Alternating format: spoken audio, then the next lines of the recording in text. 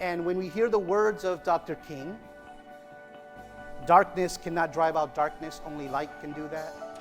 Hate cannot drive out hate, only love can do that. When you hear these statements and you hear the sermons, I don't know if you ever Googled a sermon for Martin Luther King. If you haven't done that, I encourage you to do that.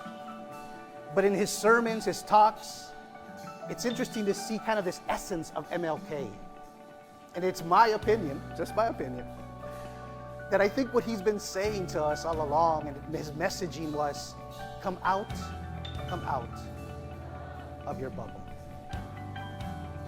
Come, your view of the world, it's way too limited. Your view of God and the divine, it's way too finite. Your view and understanding of humanity, it's way too narrow. And all MLK was trying to say is come out of there. Come out and see. It is so much grander. It is so much broader. It is so much greater. There is more to understand. There is more to see. There is more to love. There is a greater revelation of God in this world, and we might just be seeing but a fraction of it. I don't want to burst your bubble. I want to expand your bubble. You understand what I'm saying?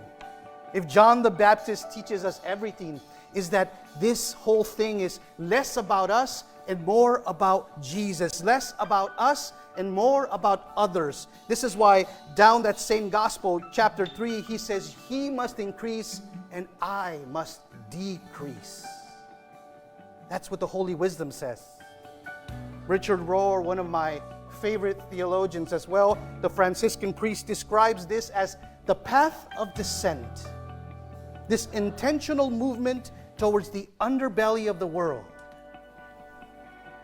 But he also uses it as a point of warning for those who live a life completely absorbed by their bubble of wealth, privilege, and social status. And that becomes a limited reality, a limited perspective of the world. How can one understand the plight of the poor if one does not interact with the poor?